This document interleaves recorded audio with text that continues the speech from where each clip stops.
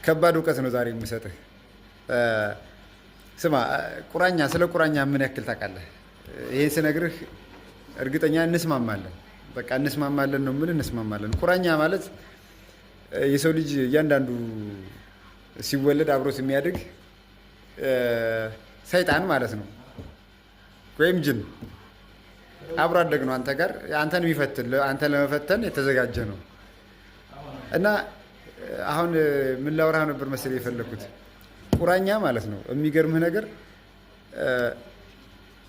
ተበቃይ ቁራኛ አለ ማለት ተበቃኝ ላንተ የሚበቀል አንተ አታውቅም፣ ግን ሲበቀልልህ ሰዎችን ያስከፋብሃል፣ ሰዎችን ያስደብርብሃል። እና የሆነ ፐርሰን አስከፋይ ብለህ አንተ ግን አዘን ከማዘንህ ያ ፐርሰን የሆነ ነገር ሆኖ ታገኘዋለህ።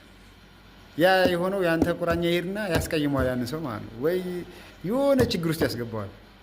ከዛ አንተ እሰይ እኔ ቅም የጀበት ነው ምናምን ብለህ አይደለም እንዲህ ሆነ ነው።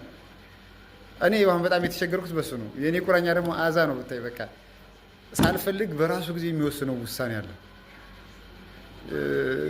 የሆነ እንዲጎዳ በማስፈልገው የኔ ሰው ብለህ የምታስበውም ላይ አጋጣሚ ያ ሰውዬ አስከፋኝ ብለህ ወይም ደግሞ በዛ ሰውዬ የሆነ ነገር ተናግሮ ስትከፋ ግን ጉዳት እንዲደርስበት አትፈልግም።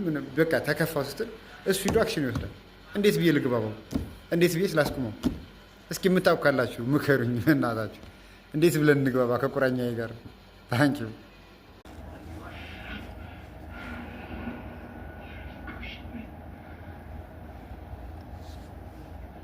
በዩቲዩብ መተናል። ሰብስክራይብ፣ ላይክ፣ ሼር እያደረጋችሁ አበረታቱኝ።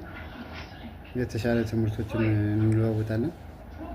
ታንኪዩ ቤተሰብ፣ ሰብስክራይብ ስላደረጋችሁኝ አመሰግናለሁ።